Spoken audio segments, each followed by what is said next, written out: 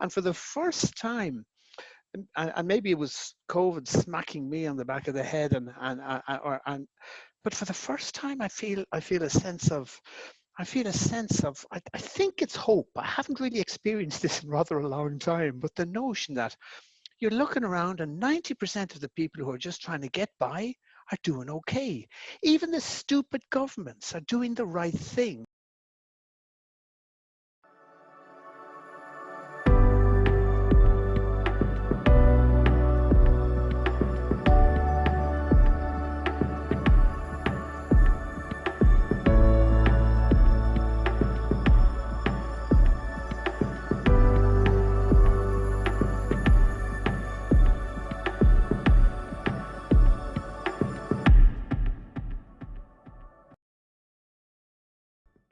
I'd like to ask you how you see things going forward with XR, with your own work, since we have this COVID lockdown, which is liable to expand as nations try to loosen for the sake of their economy, and keeps kids keeps adults from joining street marches, demonstrations. Well, the general theme of our conversation is, that, as you've identified, is the future is always ultimately unknowable, right? So we'll just re-establish that fundamental principle, which isn't to say you can't make some reasoned guesses, particularly in the short term. But as we all know, like making guesses in social matters is even more difficult than geophysical matters. So if I understand you rightly, John, and I think there's a connection between us here potentially, which is that I think as we identify what a total fuck up we're entering into, it sort of starts to peel back the sort of hubris or arrogance of the sort of humanism and enlightenment dogma that we've all been, socialized into, but is, of course, anthropologically speaking, a bit of an outlier in terms of human culture. If the truth be known, for better or worse, and I'm not making any ultimate... It's been a blast these last couple of centuries, but okay, now what? I finally got my opportunity to up on. Here are my rose-colored glasses. Yes. So, I'm not an expert on social collapse, so I do know a few things about it, which I think a lot of people don't know. And of course, in social collapse situations, you get what's called in the trade bifurcation of social systems, which is people start splintering off in all directions. And, some people become very hedonistic. Some people, kill themselves. Some people become super fatalistic. Some people join cults, and some people become extremely wise and humble and hopefully lead humanity out of the abyss, sort of archetypical biblical sort of orientation. But you tend to, one of the things people don't quite get, I suppose, is that you can't have all those things happen at once. They're all structurally determined. It's not like the whole of human race is suddenly going to become really sensible. There's going to be all sorts of variations, and it's really difficult to know how it's going to pan out though, So I think like what's interesting for me is to use my limited agency to try and create a grounded sort of revolutionary humility. Brilliant. I love it. Note that one down, Stuart. Revolutionary humility. That's a thought. It will appear above. In other words, like I count in some ultimate philosophical sense, argue with someone like Guy McPherson, who just wants to do, nothing, although he says he wants to do things, he doesn't actually do very much. But, like who can ultimately tell anyone what to do, right? But I think there are substantial sort of pointers towards what works in existential situations more often than not. And as I think I indicated at the beginning, it's not like the experience of annihilation is unique to the human experience. It's actually a regular event.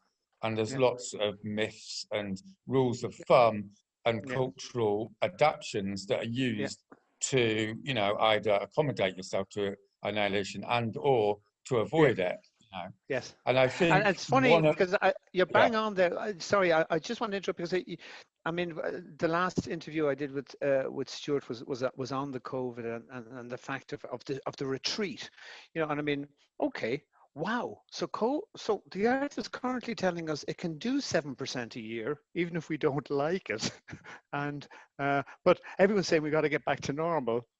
Sorry, that's not working for me. And then I found myself bizarrely teleworking.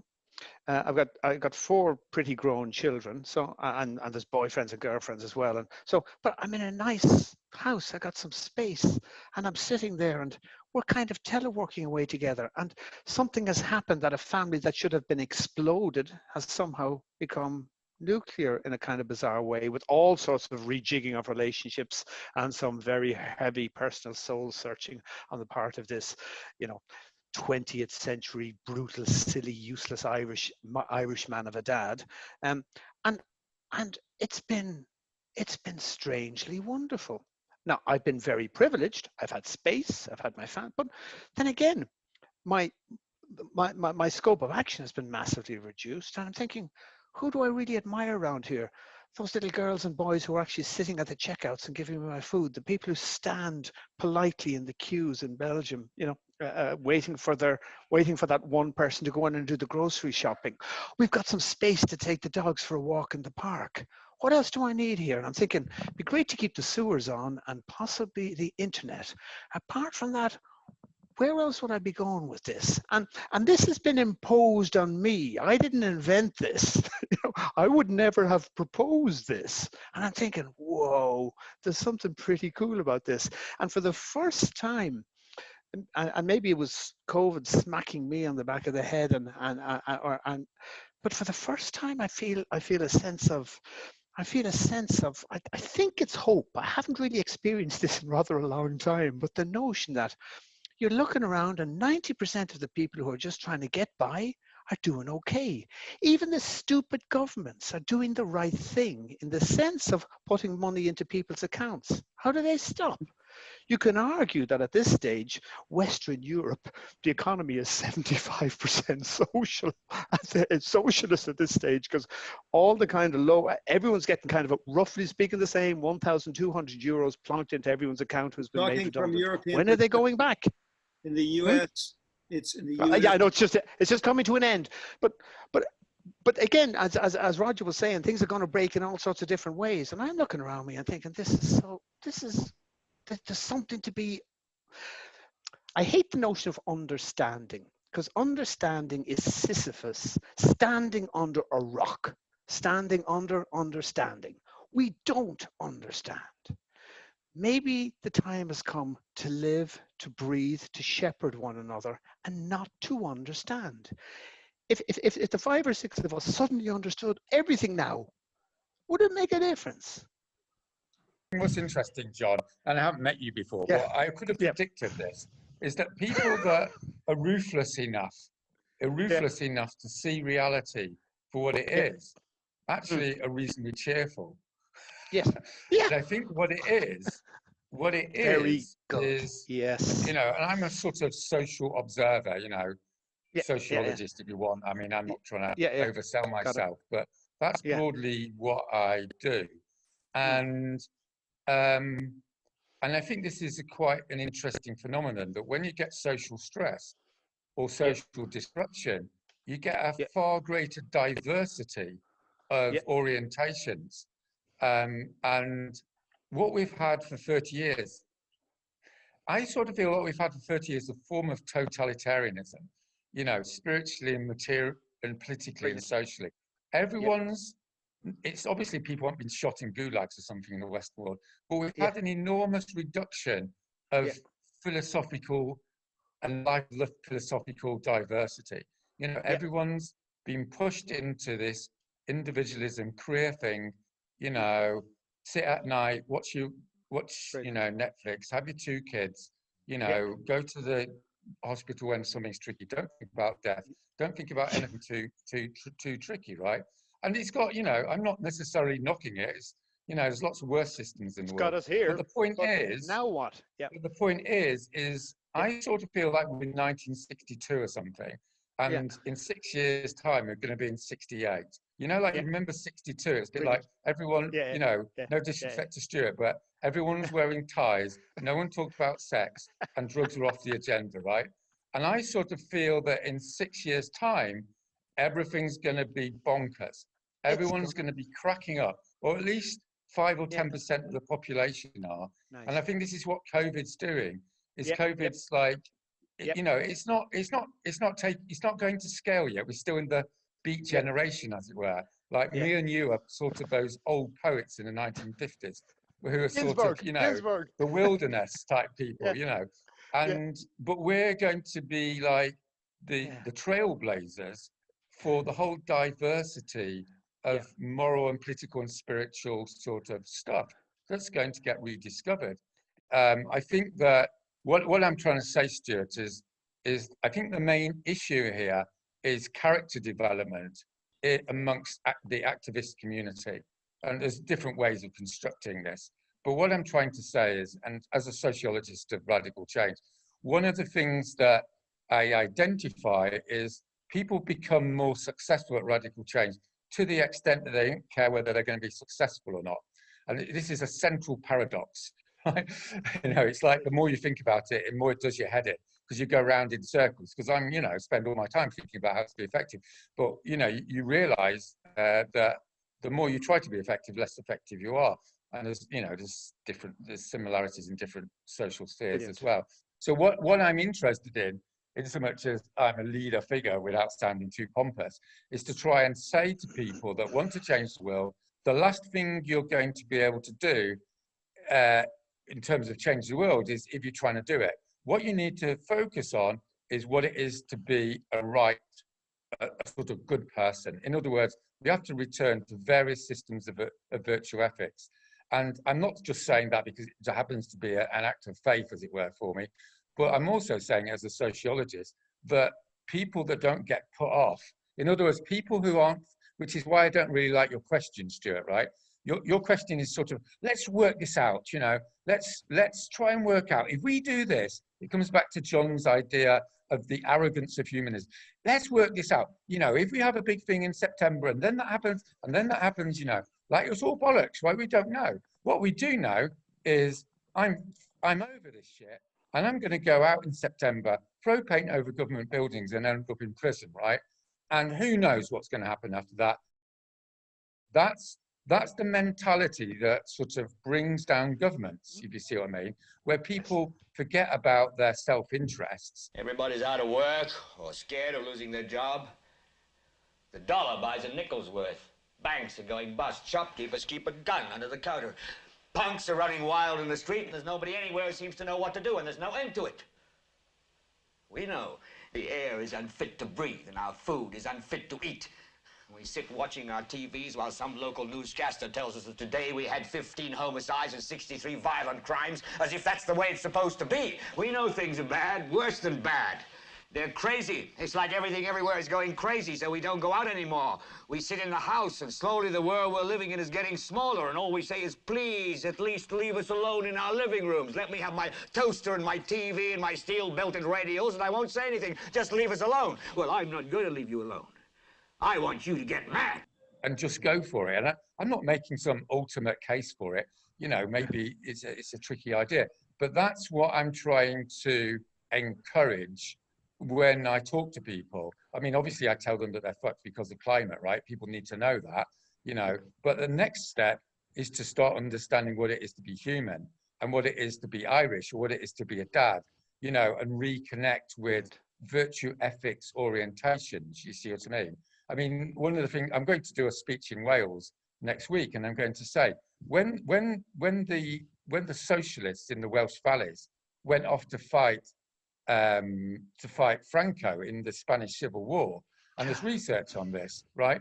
They didn't go to fight Franco because they thought they were going to win. They went to fight Franco because it had to be done. You see what I mean? Yes. You know, Brilliant. they could not live with the fascist threat. They went to Spain in order to make a stand. And that's what we need to sort of grow up. You know, it's about a culture growing up as far as I can see. It's about saying like, you know, this is the person I am and I'm not standing for this, you know, monstrous suicide In my nonsense. own defense here, Brilliant. as a complement, an analog to the famous phrase, in unity there's strength, in diversity there's strength. If I weren't trying to still change the world up until the moment of my death, we would not be talking. This important conversation would not make it to the internet for 50, God willing, 100,000 people to listen to. So it takes both. It takes those people who... Yeah, absolutely. As I said, Absolutely. I mean, my day job is working out how to be effective, right? So I'm contradicting myself. And contradictions are interesting, of course. That's another problem with I our work culture. for the European Union. Give me a break. Anyway, I'll pass on to Robert to bring us back down to reality, as it were. What's the question? So, well, just come back to the question. Well, yes, I mean, our personal lives, we've seen how COVID has changed what we think we need to have, how planes can stop flying and businesses can close and the world can still go on. However, the power really does rest, even more than in governments, rest in corporations. And it's there where the money is, and there where the control of our society really lies. And I wonder what you were thinking about, how possibly to interact with corporations, or how to deal with that block of power and that me firstness that greed has created. Yeah, and I think your initial reference may have been to a interview I did about what's happening with this, with the whole system because of this COVID virus, correct? And that was with Sam Mitchell. And the point I was making then, I was really talking about the cannibalism and the self-destruction of capitalism at the time, because what's happened is they're starting to consume themselves. And I was making reference to the fact that one of the largest trajectories financially, and I used to do a lot of research for hedge funds. And so I know quite a bit about finance and the modern monetary theory 2.0, I call it today. And that is that the largest increase in debt in this country over the last several years has been corporate debt. But what happened with the corporate debt is that they were taking the money, for example, the US airlines borrowed billions last year. And you know what they did with the money? They bought their stock. Yep. They bought their stock. So the CEOs would make more money on their own stock and their stock options. So they were buying their stocks with money they borrowed at $50, $60, $70 a share, and those stocks are $10 a share today.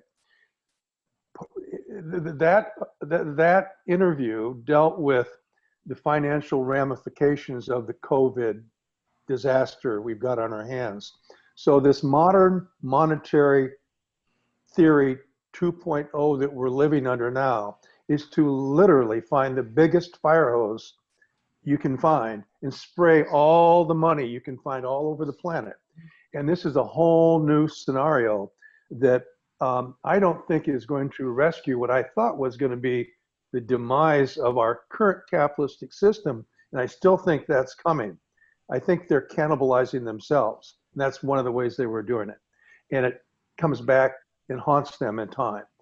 And it's really a screwed up system we've got right now. And it's not fair for the 99%. The 1% is one of the greatest little things I've ever heard in my life.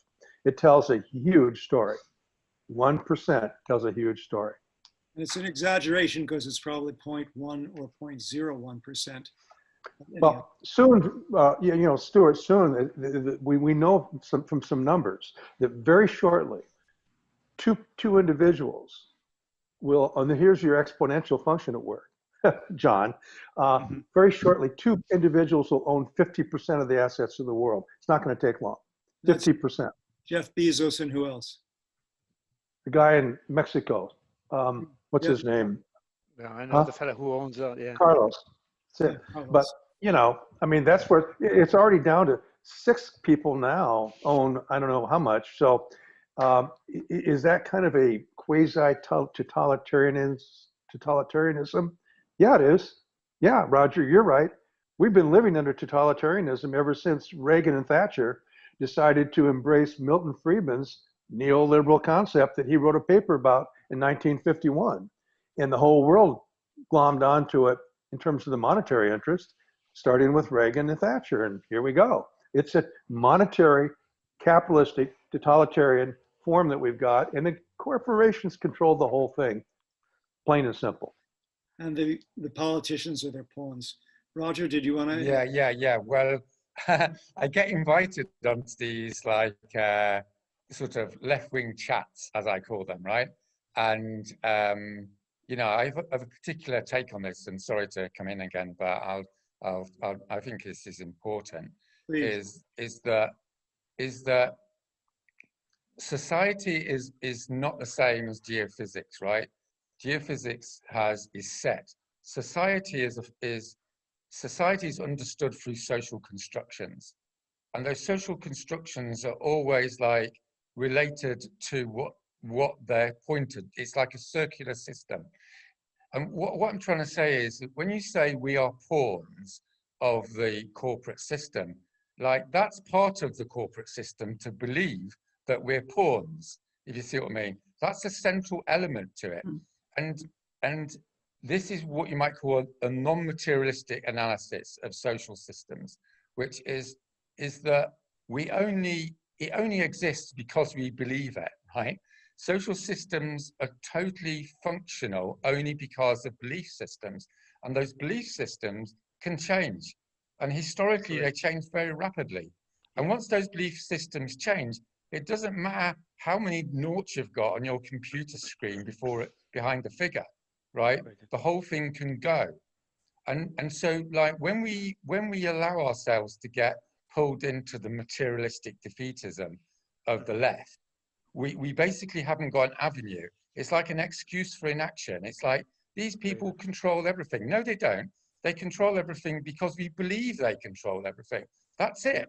It only takes, you know, as a sociologist, I'll tell you, it only takes 3.5% of the population to go onto the street and the thing will collapse, right? So you only need 3.5% of the population to have a different belief system and the whole thing collapses. And if you want some historical examples, you can look at, you know, the Mongol tribesmen that sort of, you know, rampaged over Asia, right, in 10 years, right? How did that happen? Because they had a belief system. It wasn't because their bows were particularly good, right? When Muhammad, you know, when Islam came out of Arabia, you know, the Holy Roman Empire or the, you know, Byzantine Empire rather was on paper enormously powerful. It didn't stop them collapsing because these Arabs believed in something, right? And they'd go to their death over it. So just coming back to what I was saying before is, as the social system becomes more contradictory, and you know, you can use a Marxist analysis there if you like, it will create a diversity of belief systems. And some of those belief systems will go viral and they will bring down the system. They'll bring down the whole thing in 3 weeks. In fact, that's the most likely scenario, in my scholarly opinion. It won't be something gradual, but you know, it'll be all or nothing. And I'm not saying this because I'm a naive optimist or anything. I'm just saying, don't buy the self-conception of your opponent, right? If you want to actually improve the way the world is. There's a wonderful philosopher, a West Coast American, but actually of British birth, Alan Watts, who I'm an enormous fan of. You'll find him all over YouTube. He was kind of the beating heart of the San Francisco 60s and 70s. In the US. I think he's probably the greatest philosopher of the 20th century, but he would laugh at me trying to put anybody in any sort of a hierarchy. Anyway, wonderful character. But he points out quite accurately that belief and faith are two completely opposite principles. Belief is something that attaches itself to a series of articles, a construct.